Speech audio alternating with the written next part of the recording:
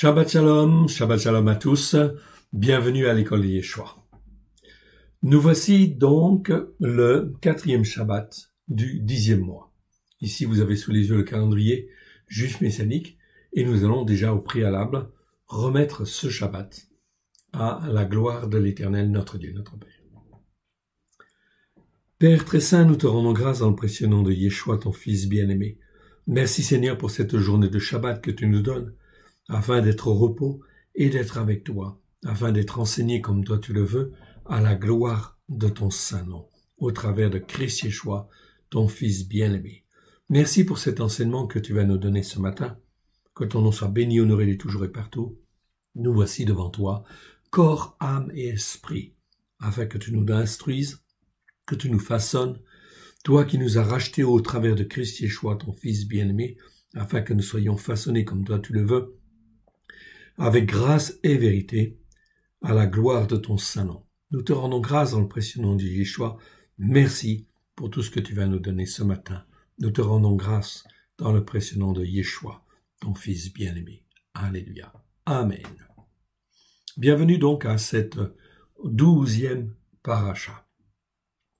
Vous avez le calendrier sous les yeux. Donc ici, cela présente c'est le calendrier de Dieu. Et nous sommes aujourd'hui au 10e mois. Okay, donc il va du 25 mars au 23 mars 2021. Okay, et là, nous sommes au 10e mois. Donc, on va aller voir. Page 37. Nous voici donc au 10e mois, en fait ici, de ce calendrier des jubilés, qui s'appellera l'année prochaine, donc le calendrier du roi David, dont Yeshua est l'héritier. Très important car nous savons très précisément maintenant comment il fonctionnait et comment Dieu avait donné à David la solution pour gérer les mouvements du soleil et les mouvements de la lune. Ce calendrier, en fait, du roi David, je vous le rappelle, c'est très important, est un calendrier inspiré de l'Éternel qui a été institué 1000 ans avant que Christ Yeshua ne vienne. Puisqu'il est institué 1000 ans avant, cela veut dire qu'il prévaut sur, effectivement, le calendrier semi-lunaire de la tradition juive, qui lui a été installé, en fait, au retour de Babylone. Donc, c'est aussi très intéressant parce que dans la tradition chrétienne, il prévaut par rapport au calendrier grégorien, qui est un calendrier solaire, on est bien d'accord, mais c'est pas le calendrier de Dieu quand même.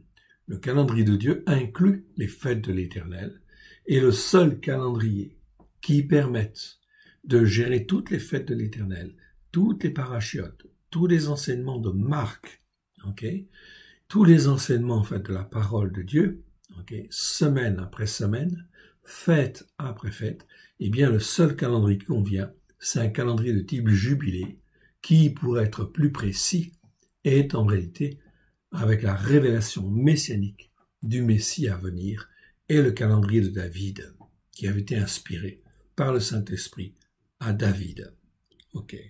David, dont Yeshua est l'héritier, voilà pourquoi, au moment où Yeshua est venu, tous les croyants qui, en fin de compte, connaissaient bien les Écritures, savaient qu'un homme, un être humain, un homme selon la chair, viendrait et il serait descendant de David, de la famille de David, et c'est lui qui serait le Mashiach à venir, le Christ à venir, celui qui ferait l'expiation et qui viendrait expliquer les Écritures avec grâce et vérité. C'est donc très important. Je vous encourage à acquérir donc ce calendrier, car en fin de compte, il va débuter le 24 mars 2021, et là nous aurons aussi la Brit Hadasha, dans une traduction nouvelle sur la pensée hébraïque et sur le texte grec du XVIIe siècle. On en fera d'autres enseignements également sur la Brit Hadasha qui vont être en fait extrêmement puissants afin de dévoiler toute la corruption qui a pu avoir lieu et qui nous a entraînés ou qui nous ont maintenus à droite et à gauche sur en fait des montagnes spirituelles qui n'étaient pas la montagne spirituelle de Dieu. La montagne spirituelle de Dieu, je l'ai déjà dit, et je le répète, j'insiste, c'est la montagne de Sion. La montagne de Sion, si vous voulez. Là où réside le roi des rois, le Seigneur des seigneurs. Yeshua, notre Sauveur, notre Seigneur et notre Maître. C'est lui qui nous enseigne les Écritures avec grâce et vérité, comme il l'a fait, bien évidemment, auprès d'Abraham.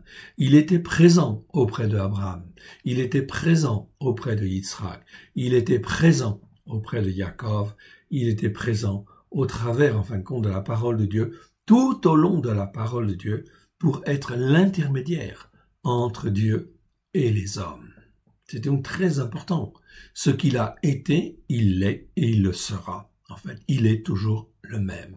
Il était même avant la création, en fin de compte, du monde, notre Seigneur, notre Sauveur, notre Maître. Eh bien, effectivement, c'est celui qui nous prend par la main, qui nous façonne, qui suscite notre foi et qui l'amène à la perfection. Nous sommes ici dans le 10e mois, et je regarde le calendrier en fait en bas à droite. Nous arrivons effectivement au 4e Shabbat de ce 10e mois. Agrandissons un tout petit peu. En fait, ici, nous arrivons donc le 4e, en fait, ici, Shabbat de ce 10e mois. C'est là donc la 12e paracha. Tous les ans, ce sera comme cela.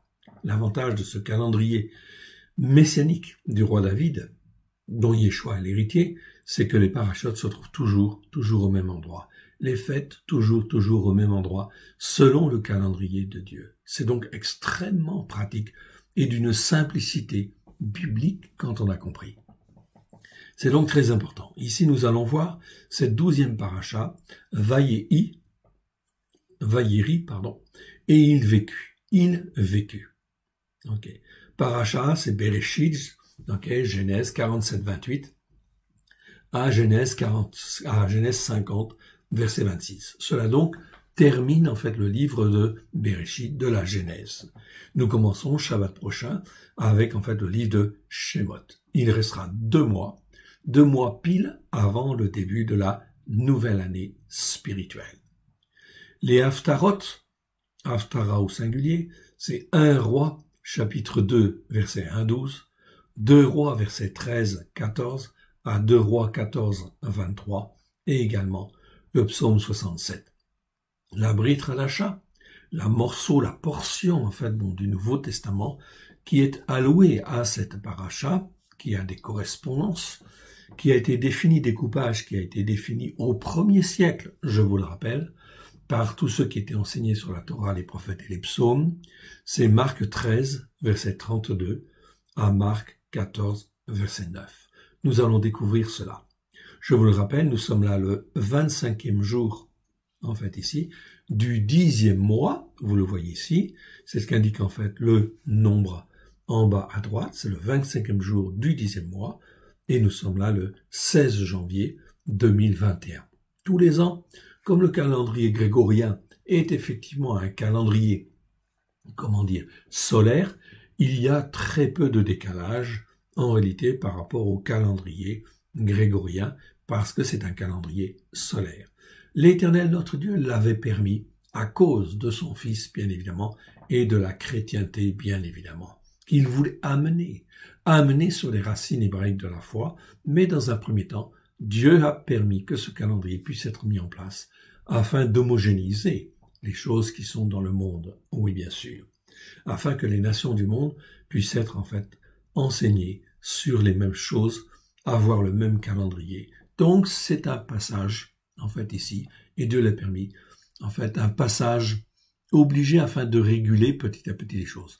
Mais la pensée de Dieu, c'est bien effectivement que ce soit son calendrier, celui qu'il a inspiré en fait à David par son Saint-Esprit, afin de le glorifier lui et de glorifier celui qu'il a envoyé. Nous sommes donc là au de la 12e paracha, Vayeri, il vécut. Bien, allons voir maintenant dans notre étude.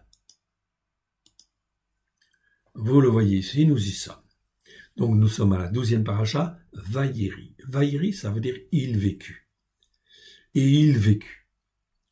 Jacob vécut 17 ans dans le pays de Misraïm. Souvenons-nous, il est arrivé, il avait 130 ans. Donc il va vivre 17 ans, il va mourir à 147 ans.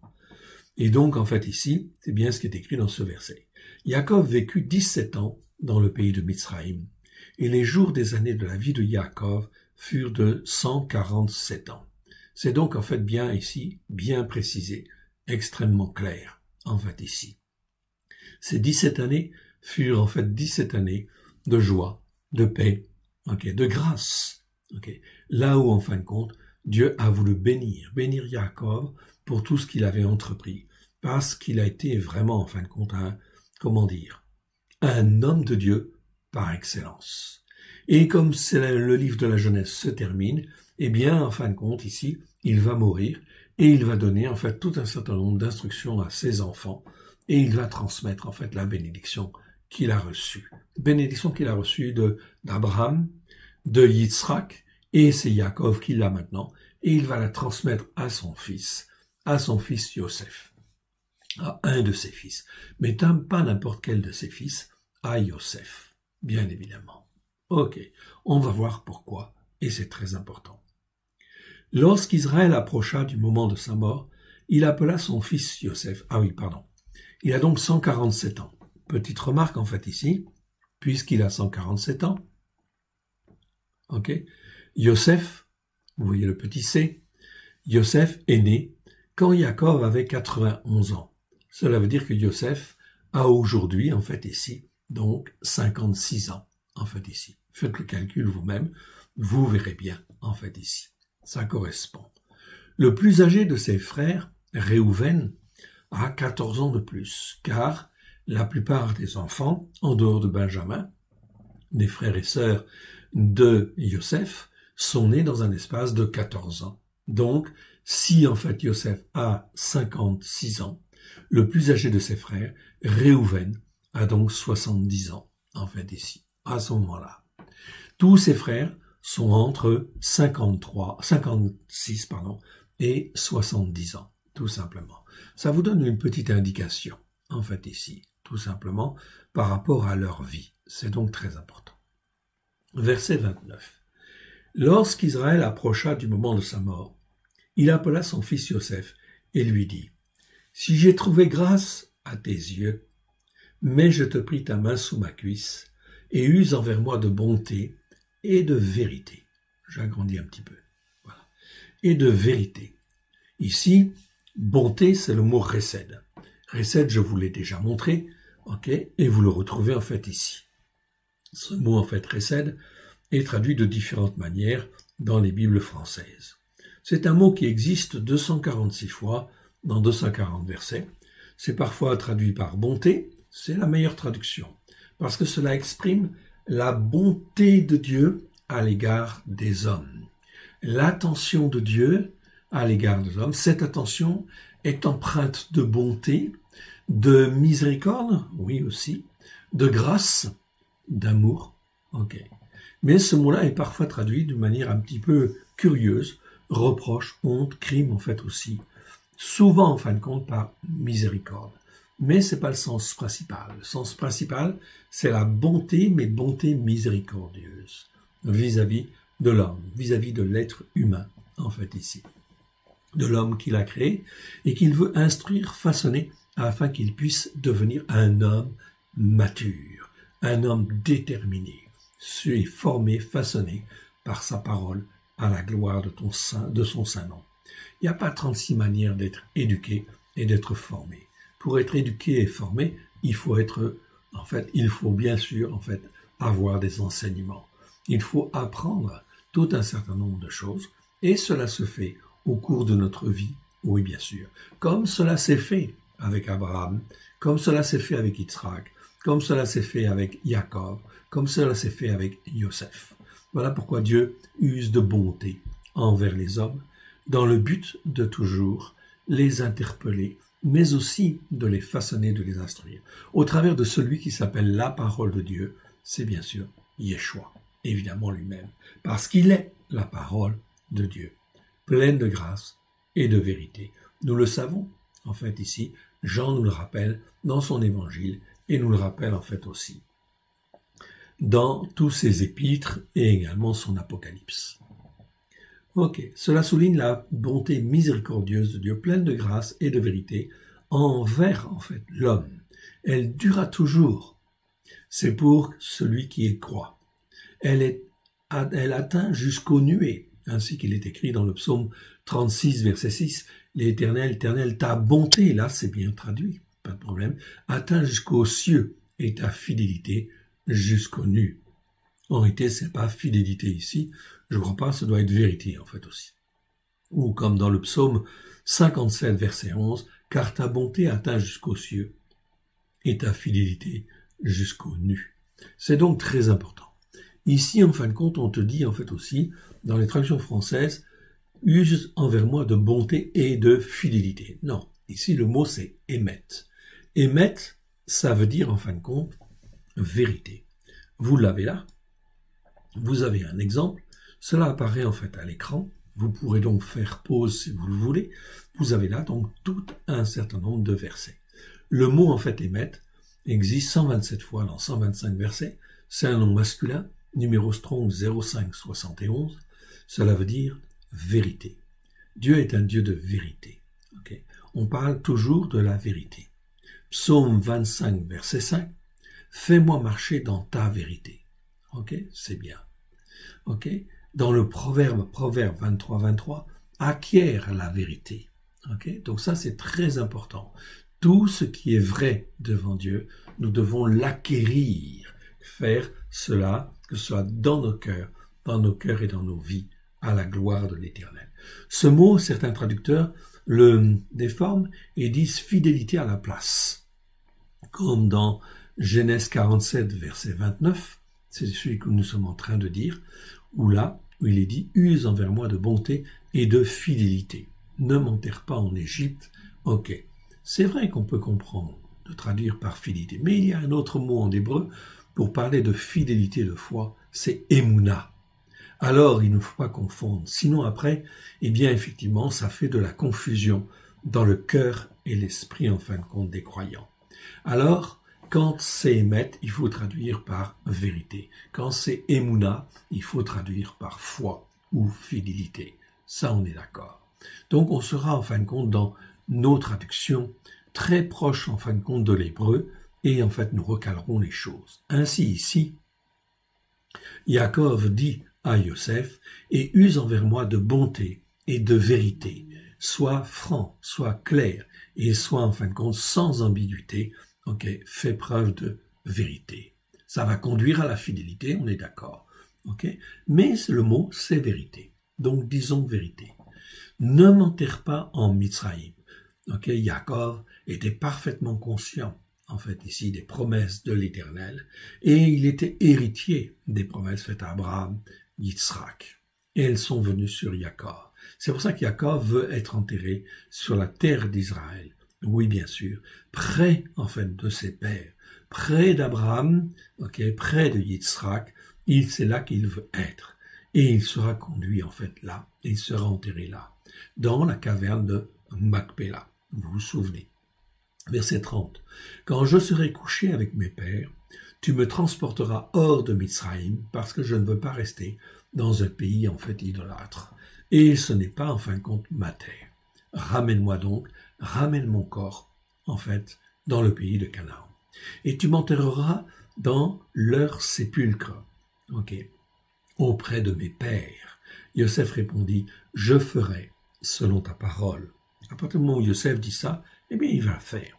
C'est ça, être vrai. C'est dire, en fait, exactement qu'il n'y ait pas de différence entre ce que l'on dit et ce qu'il y a dans le cœur. Ça, c'est ce qu'on appelle, en fait, aussi l'intégrité. Et Dieu veut qu'on apprenne à marcher, en fait, comme cela. Qu'il n'y ait aucune dubicité dans notre cœur, que nous soyons des cœurs francs, déterminés, en fait, à servir l'Éternel. Verset 31, Yaakov dit, « Jure-le-moi » et Yosef le lui jura. Puis Israël se prosterna sur le chevet de son lit. Donc au début du verset, on parle de Yaakov, mais en fin de compte, ici, à la fin de ce verset, c'est Israël. Israël, c'est-à-dire l'homme spirituel. Yaakov, l'homme spirituel, c'est Israël, se prosterna sur le chevet de son lit. Oui, bien sûr, pour remercier l'Éternel Dieu, comme si tout était accompli, en fait, bon déjà. Voyons maintenant le chapitre 48. Très intéressant. Très, très, très intéressant. Écoutez bien. Après ces choses, l'on va dire à Yosef, voici, ton père est malade. Donc, quelque temps après, ton père est malade, et il prit avec lui ses 2 fils, Ménaché et Éphraïm. Ménaché et Éphraïm. Donc, c'est les 2 fils que Yosef a eus en fait en terre d'Égypte, de Asnath, fille, effectivement, de, du grand prêtre. On avertit Yaakov et on lui dit, voici ton fils Yosef qui vient vers toi. Et Israël rassembla ses forces et s'assit sur son lit. Donc, le verset commence avec Yaakov, mais en fait ici, ça se termine avec Israël. Israël rassembla ses forces et s'assit sur son lit. Yaakov dit à Yosef, le Dieu Tout-Puissant m'est apparu à Luz, dans le pays de Canaan, et il m'a béni. Donc ici, il parle de El Shaddai, bien évidemment. El Shaddai, c'est le Dieu Tout-Puissant, mais c'est pas Tout-Puissant au sens de l'armée, bien sûr. Bien sûr, il l'est aussi, bien sûr, mais ici, c'est pas ce que veut souligner Israël, Yaakov, à Yosef. C'est celui qui donne la vie, et qui veut donner la vie. C'est le Dieu Tout-Puissant qui m'est apparu à Luz, donc que je connais très bien, et en fin de compte, ici, eh bien, il m'a dit certaines choses, et il m'est apparu, et il m'a béni. Il m'a dit, donc ici vous voyez que tout est fait selon ce que, effectivement, l'Éternel Dieu, le Dieu Tout-Puissant, lui dit. Yaakov a appris l'obéissance, Yaakov a appris la soumission à l'Éternel Dieu, le Dieu Tout-Puissant. Il ne fait rien non plus, comme en fait ici Yeshua ne faisait rien sans en fait consulter le Père, sans que le Père ne lui montre. Pourtant, il était fils de Dieu. Alors si le fils de Dieu apprend à se soumettre, à obéir et à se soumettre, nous, à plus forte raison, nous devons apprendre à entièrement obéir à l'Éternel Dieu et apprendre à être entièrement soumis à l'Éternel notre Dieu. Voilà pourquoi, en fait, ici, Dieu nous forme, nous façonne au travers des épreuves, de la douleur, de ceci, de cela, etc. Il nous façonne, il nous instruit, etc. Non pas pour nous perdre, non pas pour nous condamner, non, mais pour nous façonner, afin que nous puissions être des hommes et des femmes debout devant lui. Donc, verset 4, « Et il m'a dit, je te rendrai fécond, je te multiplierai, je ferai de toi une multitude de peuples. » Ah, voilà une bénédiction que l'on rappelle en fait ici très importante. L'histoire n'est pas finie. Yaakov va s'en aller, il sait qu'il doit partir, mais tu as dit qu'il ferait de lui, qu'il le rendrait très fécond et qu'il le multiplierait. Et si en fin de compte cela ne se fait pas du vivant de Yaakov, eh bien c'est parce que ça doit être transmis à quelqu'un de ses fils, à un de ses fils, et en particulier ici à Yosef. Et je ferai de toi une multitude de peuples. Donc la bénédiction d'Abraham, d'Isaac et de Jacob va être transmise à Yosef, qui deviendra une multitude de peuples. Je donnerai à ce pays, à ta postérité après toi, pour qu'elle le possède à toujours. C'est encore en fait ici une promesse qui a été faite à Abraham, Isaac et Jacob, et qui en fait ici va être transmise à Yosef et à toute la descendance qui vient de Yosef. Verset 5. Maintenant, les 2 fils qui te sont nés au pays de Mitsraïm, avant mon arrivée vers toi en Mitsraïm, seront à moi. Éphraïm et Ménaché seront à moi comme Réhouven et Shiméon. Voilà donc la déclaration de Yaakov, selon les instructions de l'Éternel. Éphraïm et Ménaché, bien qu'ils soient d'une mère qui n'est pas juive, eh bien, vont être adoptés et vont être exactement comme une autre tribu, en fait, ici, de Yaakov. Comme les autres fils, Réhouven et Shiméon. Ils seront à égalité au niveau spirituel. Oui, bien sûr. C'est pour ça qu'en fin de compte, à partir de là, eh bien, on parlera d'Éphraïm comme une tribu, en fait, d'Israël, et Ménaché comme une autre tribu, en fait, d'Israël. Oui, bien sûr. Tout à fait. En réalité, avec les Lévites, cela fait 13 tribus, en réalité. Mais comme la tribu de Lévite est à part, il y aura donc 12 tribus, en fait ici, dont Éphraïm et Ménassé, qui viennent de Yosef. Donc au lieu d'avoir une seule tribu pour Yosef, il y aura donc 2 tribus pour Yosef. Les Lévites seront mis en fait à part. Oui, bien sûr. Ok. Mais les enfants que tu as, verset 6, que tu as engendrés après eux, seront à toi et seront appelés du nom de leurs frères dans leur héritage. Donc voilà, donc quelque chose de très très importante.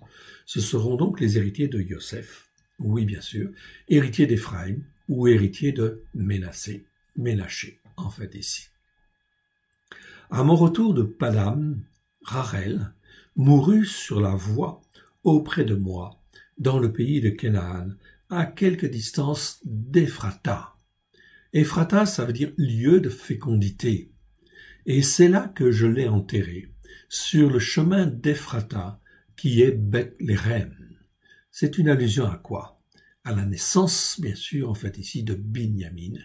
Binyamin qui veut dire en hébreu « fils de ma droite ».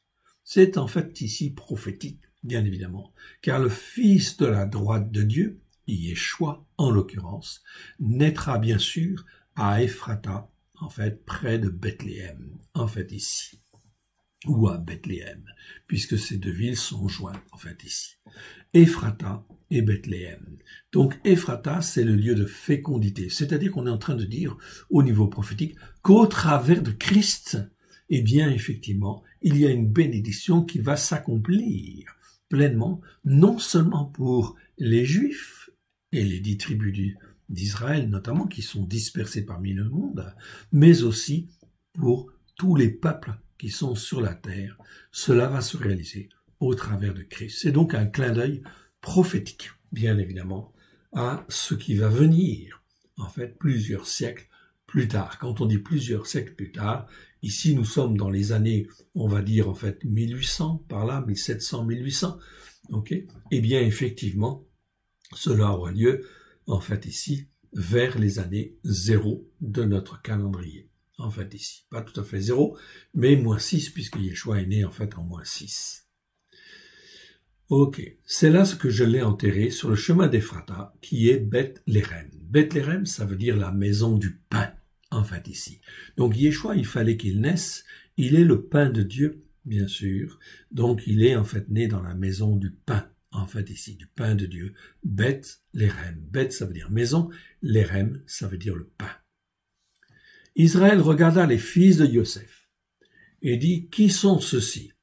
Donc, Yosef est venu avec ses fils. Yosef répondit à son père, ce sont mes fils que Elohim m'a donnés ici. Israël dit, fais-les, je te prie, approcher de moi pour que je les bénisse. Ok. Verset 10, on te dit, les yeux d'Israël étaient appesantis par la vieillesse.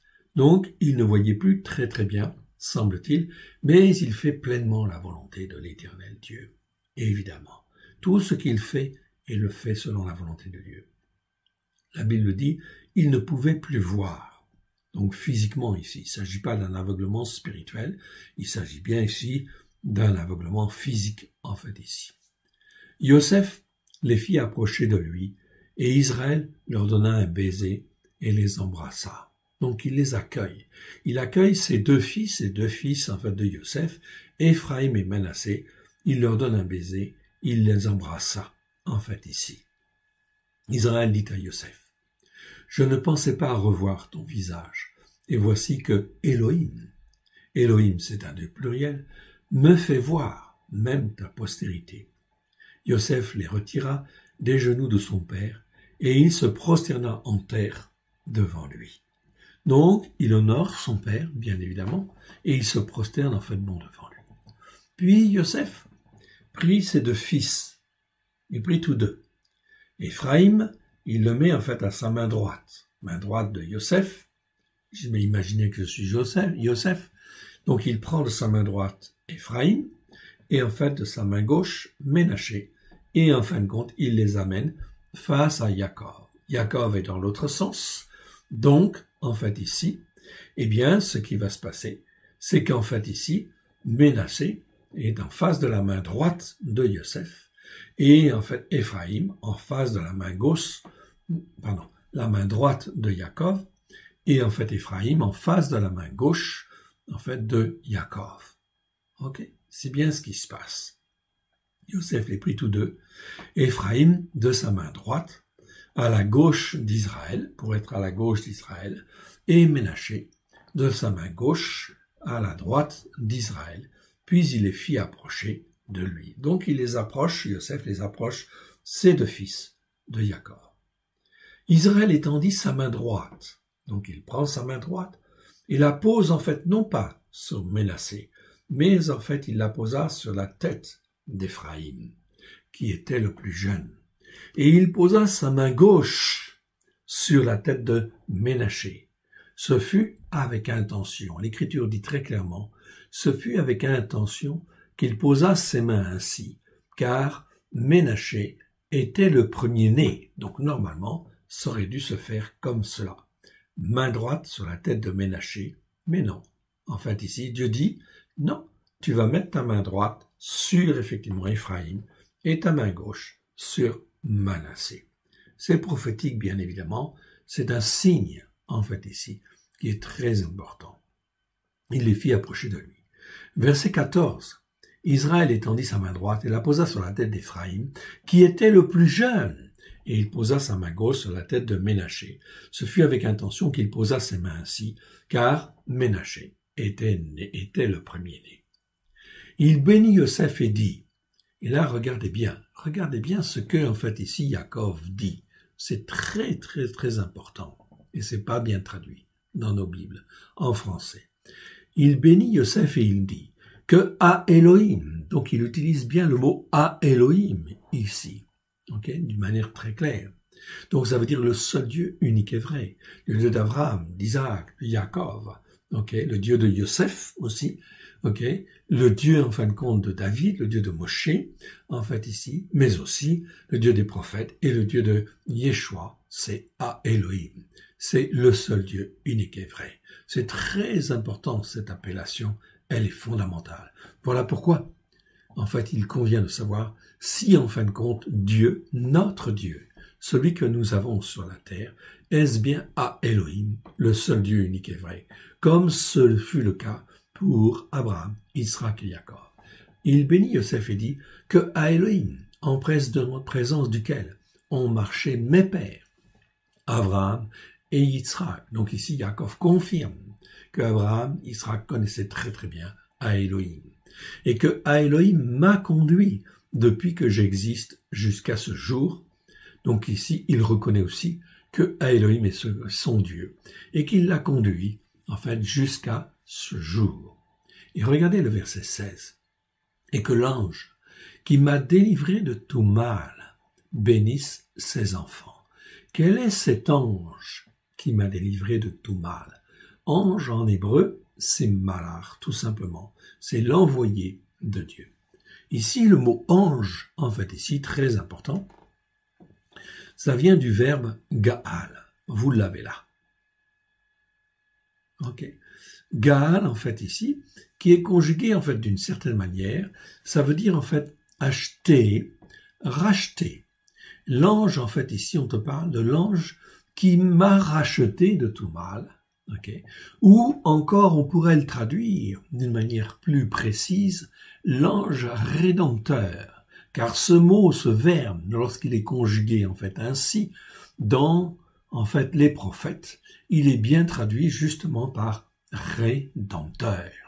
Je vous en donne, en fait, ici quelques exemples, en fait, ici. Regardez, en fait, ici, rédempteur ou libérateur.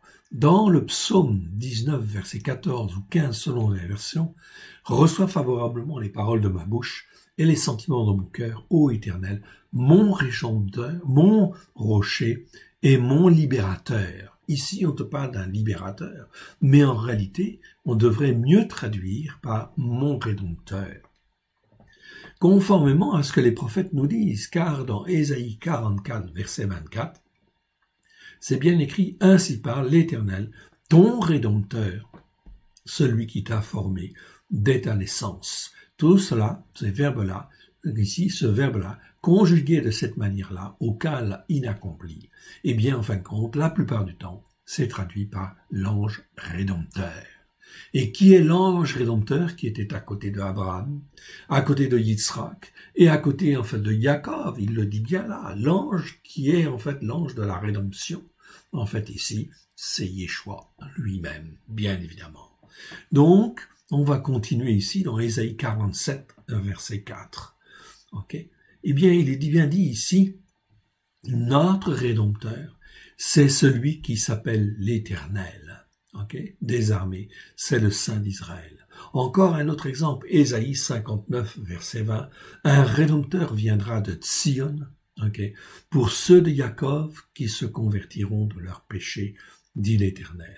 Ésaïe 41, 14, ne crains rien, vermisseau de Jacob, faible reste d'Israël, je viens à ton secours, dit l'Éternel, et le Saint d'Israël est ton sauveur. Donc là, c'est traduit par sauveur, en fait, ici. Non, ça doit être traduit par rédempteur, bien évidemment, pour que ce soit homogène, compréhensible, et qu'on n'entraîne pas dans la confusion la pensée des croyants. Comme dans Ésaïe, en fait, ici, 43, 14. Ainsi parle l'Éternel, votre Rédempteur, le Saint d'Israël. À cause de vous, j'envoie l'ennemi contre Babylone. Je fais descendre tous les fuyards, même les Chaldéens, sur des navires dont ils tiraient gloire. En fait, ici. C'est donc très important. Ici, au verset 16, et je vous encourage à retenir par cœur. Par cœur, en fait, ici, ces deux versets. C'est très important, car lorsque nous avons besoin de témoigner, notamment aux Juifs, en fait, de la tradition, eh bien, nous pouvons dire, en fait, ici, que Abraham, Israël et Jacob croyaient dans Elohim, le seul Dieu unique et vrai, et qu'il, en fait, aussi marchait avec un ange, en fait, ici, qui est l'ange rédempteur, l'ange qui m'a délivré de tout mal, dit Jacob. C'est un témoignage vivant. Donc il y avait bien Dieu et il y avait bien un ange qui était là pour délivrer de tout mal, qui est l'ange rédempteur. Ça c'est très important. C'est très important pour la tradition juive, mais c'est aussi très important pour la tradition chrétienne, car cela veut dire effectivement que Yeshua était présent depuis la création, bien évidemment, pour être là auprès des hommes, et effectivement pour s'occuper d'eux et les délivrer de tout mal. Ici, nous avons un témoignage de Jacob. Voilà pourquoi Abraham, Israël et Jacob sont bien nos pères dans la foi et nous témoignent de l'activité spirituelle de Yeshua, en fait, dans les premiers temps, au cours de la première alliance, qui était là auprès des hommes pour les former et les façonner. Alors maintenant qu'il est venu en tant qu'homme, ressuscité de surcroît et qu'il a reçu tout pouvoir dans le ciel et sur la terre, nous ne devons jamais, jamais, jamais douter que Yeshua est là pour nous délivrer de tout mal, et qu'il est notre ange rédempteur, bien évidemment, car tout est accompli à la croix. Cela nous fait rentrer dans une autre dimension spirituelle très importante, où nous n'avons plus qu'une seule chose, c'est nous lever et en fait témoigner de la vérité, ne pas se laisser entraîner par des fausses doctrines, qui en fait ici ne conduisent qu'à une seule chose, à fadir notre foi, en fait ici quelque part, et nous entraîner à la confusion. L'écriture est très claire, en fait ici. Voilà pourquoi ces enseignements doivent être faits, et nous devons révéler, en fait ici, ces choses. Bénissez ces enfants, et que l'ange qui m'a délivré de tout mal, dit Jacob à Yosef, bénisse ses enfants. Ainsi, les enfants Ephraïm et Ménassé vont être enseignés, bien sûr, sur Elohim et vont être enseignés sur l'ange qui m'a délivré de tout mal. Oui, bien sûr. Voilà pourquoi Jacob est resté 17 ans, en fait, en Égypte pour parfaire, en fait, aussi, quelque part, l'éducation aussi de Yosef. Mais Yosef était déjà très formé. Il connaissait, en fait, Elohim et il connaissait cet ange rédempteur. Oui, bien sûr. Ça, on ne peut pas douter en fait de cela, bien évidemment. Qu'il soit appelé de mon nom, du nom de mes pères, Abraham et Yitzhak, et qu'il multiplie en abondance au milieu du pays. Donc la bénédiction, en fait ici, est transmise sur la descendance de Yosef. Verset 17. Yosef est un peu surpris quand même. Il vit avec des plaisirs que son père avait posé sa main droite sur la tête d'Éphraïm. Il saisit la main droite de son père pour la détourner de dessus la tête d'Éphraïm et la diriger sur celle de Ménaché. Et Yosef dit à son père, « Pas ainsi, mon père, car celui-ci est le premier-né, c'est Manassé qui est le premier-né. Pose ta main droite sur sa tête. » Son père, qu'est-ce qu'il fait? Il refuse. Pourquoi il refuse? Parce que Dieu lui a dit, en fait, de faire autrement. Donc ici, Yosef, il refuse. Son père refusa et dit, « Je le sais, mon fils, je le sais. Lui aussi deviendra un peuple. Lui aussi sera grand. Mais son frère cadet sera plus grand que lui. Et sa postérité, pourquoi? Plus grand que lui, non pas en fait en stature spirituelle, c'est pas ça dont on parle là, mais il deviendra plus grand en nombre, en fait ici, car sa postérité deviendra une multitude de nations. Ménaché ne va pas devenir une multitude de nations. C'est en fait ici la descendance juive, essentiellement, bien évidemment, principalement. Mais ici, sur Éphraïm, il y a une bénédiction particulière.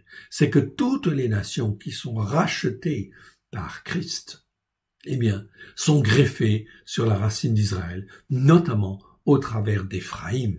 C'est pour ça que chez les prophètes, quand on parle d'Éphraïm, cela inclut non seulement en fait la descendance directe d'Éphraïm, descendance juive, mais cela inclut aussi toutes les nations qui croient en fait au travers du Christ hébreu et qui sont greffés sous la racine d'Israël. Donc ils ne sont pas appelés autrement. Est-ce qu'ils sont en fait encore des nations? Non, ils sont adoptés et ils deviennent Éphraïm.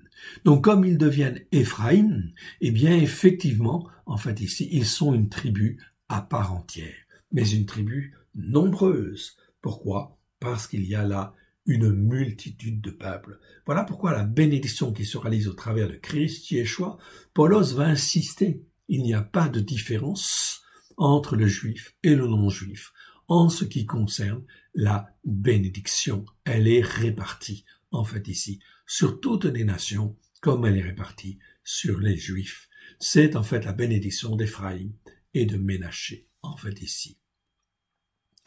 Et Yosef dit, pas ainsi mon père, il deviendra une multitude de peuples. Regardons. Son père refusa et dit, je le sais mon fils, je le sais. Lui aussi deviendra un peuple.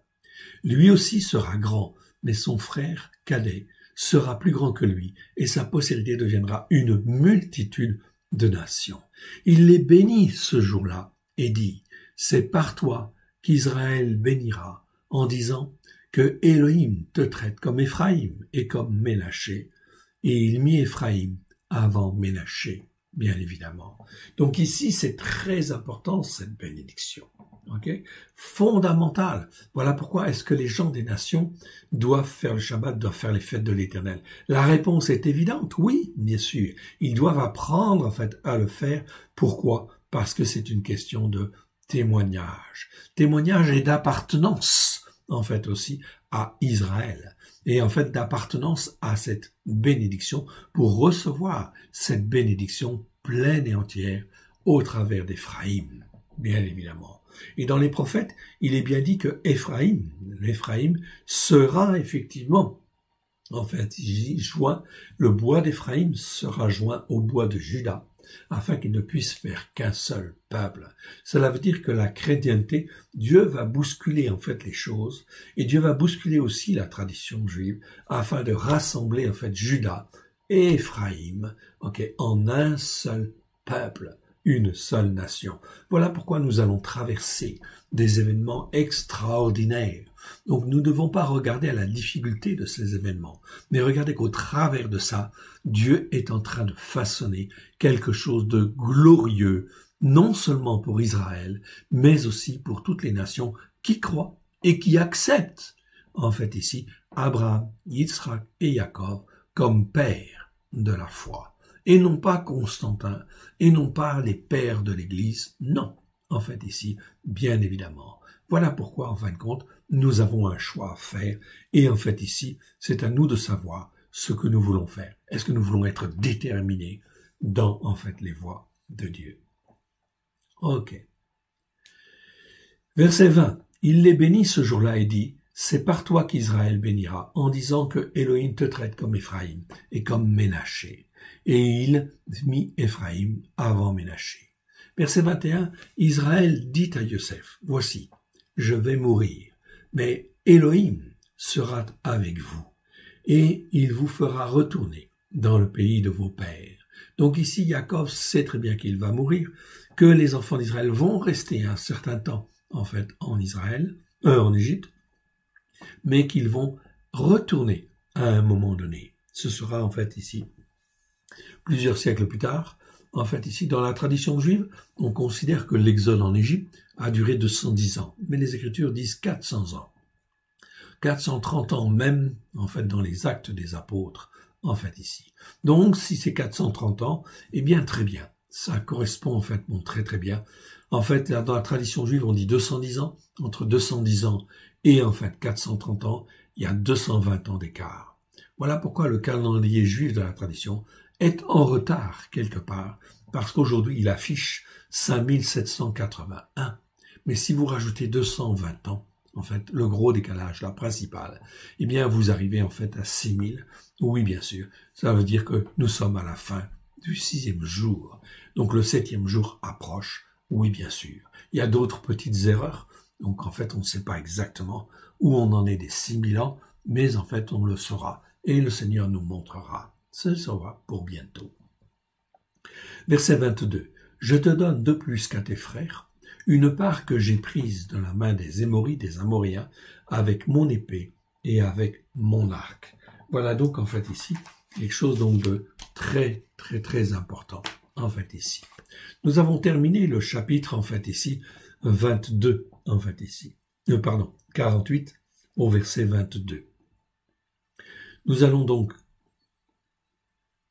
faire une petite pause en fait ici, tout simplement afin de ne pas entamer le chapitre 49, qui est toute la bénédiction, en fait ici, sur les enfants d'Israël, ou toutes les paroles prophétiques que Dieu va donner dans la bouche de Yaakov. Faisons une petite pause. À tout à l'heure.